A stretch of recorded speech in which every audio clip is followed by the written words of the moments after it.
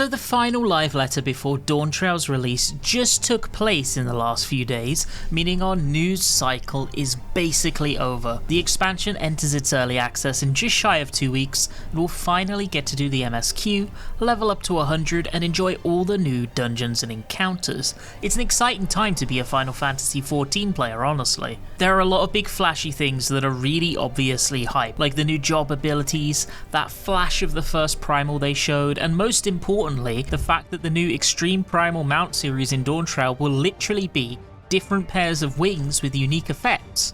But there are a lot of additions and quality of life changes that I think are really cool that have kind of flown under the radar.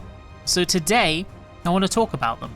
Here are some of the coolest Dawntrail changes, in my opinion, that you may have missed. Firstly, let's look at the preview of the Arcadian Raid series where Yoshi P entered the first floor and showed off the boss Black Cat. This raid is very clearly designed as a tournament arc of sorts, from the arena shape to the cheering crowds. By the way, actual side note, I don't know if this is true, but I saw a tweet that implied that Square Enix captured the crowd cheering sounds at FanFest at least EU and JP, and there are people speculating that maybe the cheering crowd sounds in the tournament itself here, maybe the crowds at FanFest, who knows. That's interesting, at least if it is true. There's also the announcer in the background commentating the fight and each party's next moves. It's all super cool. I'm really glad we're getting voiceover in the raids once again as well, and even the translated name for the raid speaks to this. Arcadia Light Heavyweight 1. I'm assuming this means we're getting Medium Heavyweight for the second tier, or something to that effect. But all this isn't really why I brought you here. So if we look at the boss HP bar, you'll notice as Yoshida starts dealing damage, that something has changed a little bit. Previously, if you had the display HP percentage enabled, it would display a percentage between 1 and 100, and when it got below 1%, it would then show you a decimal point between 0.1 and 0.9. This was useful, and it gave you a solid idea of exactly how healthy the enemy was at any given time.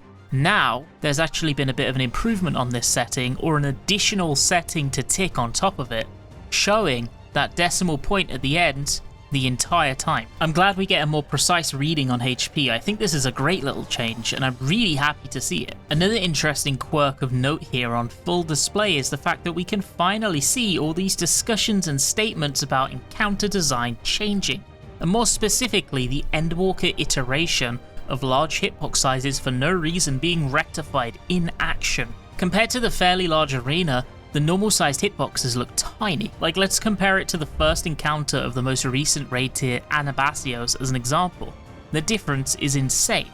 The reason this is a good change is because it opens up opportunities for Square Enix to design mechanics that require boss movement and positioning from the tanks, and it also allows avenues for both melee and tanks to get to feel good about playing around mechanics whilst keeping uptime. That's one of the most interesting aspects of both roles, and I'm really glad Square Enix are putting their money where their mouth is in this regard. One other interesting thing of note is that the cooldown on mana font for Black Mage has actually changed since the Media Tour build.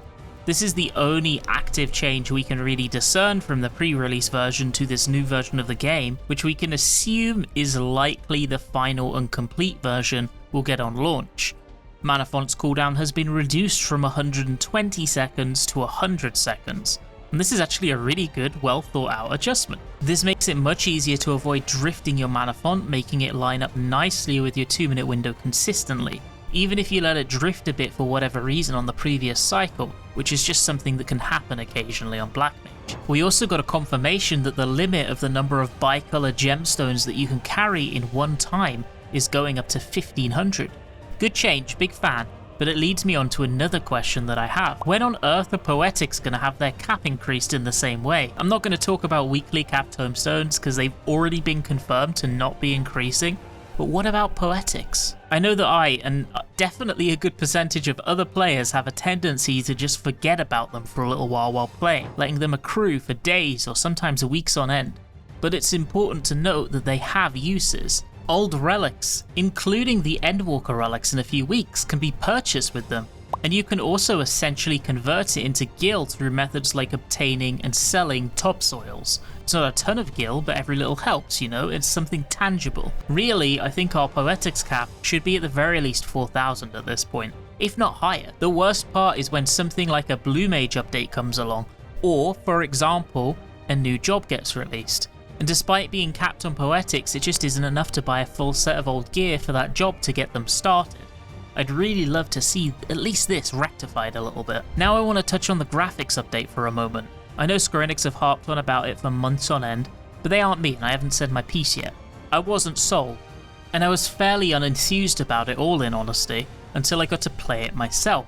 And my god does it look good. But it looking good isn't some change you might have missed, is it? So let me show you the weirdest little thing that wowed me when I was recording at the event. So I was taking these 360 shots of each of the job artifact sets, right, to use as B-roll for videos. You can probably see these at the start of each of the videos, but when I was watching back the VODs, two things struck me with just how good they looked.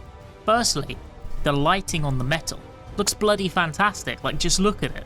But secondly, what I appreciated even more was just watching fabric and tassels sway gently in the wind.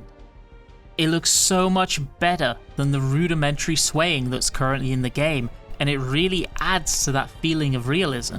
Graphics update good basically, please look forward to it.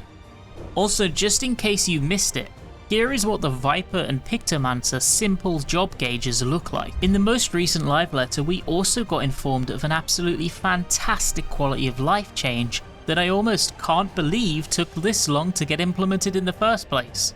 Now, when you're working on quests, for example those Beast Tribe quests that pop up every expansion without fail, and you have to do a good 50 times despite rolling your eyes every time you pick it up, you know, the ones that make you go to an NPC and do an emote at them, well, now those, as well as quests that require you to craft a specific item for turn-in, like in the crafting quests or collectible quests, those will display the emote or recipe next to the quest name itself on your quest list. Suddenly these quests just became a lot less tedious and exasperating to do. Little big change that I'm actually a huge fan of. During instances, if you watch the dungeon or even the showcase of the level 93 trial encounter in the live letter, you'll have seen this red flashing pop-up in the middle of the screen. This is the new and improved duty alert, used to bring your attention to situational changes during the encounter, and this time, make sure you actually see them when you don't have your eyes trained on the chat box. Honestly, I think this red alert looks cool as heck, and it instantly draws your gaze. I actually have a headcanon for this new feature, by the way. You know how in the Unending Coil of Bahamut Ultimate, numerous parts of the fight have you contesting Nail, and Nail's main mechanic is the use of quotes. Nail will say a quote, then carry out a sequence of mechanics, and you have to discern what those mechanics will be in advance from the clues within the quote. People hate that mechanic, because the text pop-up is tiny and easy to miss, and you often just end up staring at the chat box to figure out what you need to do. Well, I think they could and should co-opt this system to draw your attention to and display the nail quotes in a much more visible way, making the implementation of the mechanic, at long last, way less awkward. I'd like that a lot if they did that. Also, this isn't super secret, but I need to show you the umbrellas they let us take a look at real quick.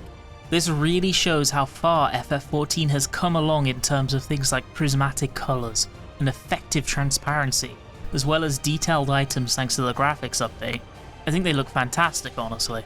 This guy has to be a new Mog Station mount to go alongside his brother Cruise Chaser, right? Does that mean next expansion we finally get the Brute Justice mount? Next up is a really cool change that I'm sure you've heard of, but with, honestly, an uncool limitation that I hope gets expanded upon as soon as possible. So as you probably know, one of the major social features coming in Dawntrail is the reworked blocking features and term filters.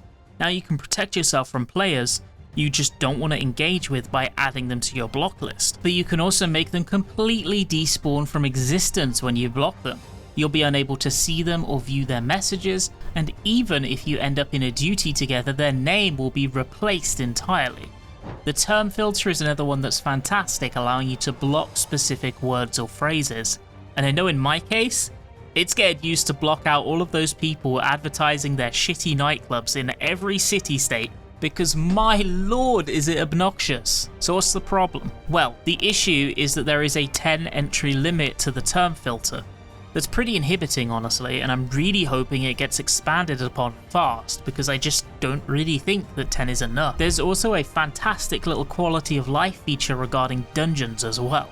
Remember, if you ended up wiping, you needed to do the salty run back, which took forever and was just kind of exasperating to deal with on the whole? Well, now you don't have to. I don't know about bosses number 1 and 2. I assume it will be the case with those as well, but I've neither seen it myself nor seen it from any other Media Tour creator. But on boss 3 for certain, you get a teleport from the dungeon start point directly to just in front of the 3rd boss battle arena after you engage them for the first time. This one is such a nice little change, huge win on the whole. But yeah, I hope you found at least a couple of these observations interesting, or at least some of them were new information to you. If they weren't, well, better luck next time for me, I guess. Thank you so much for watching, and I really hope you have a fantastic rest of your day.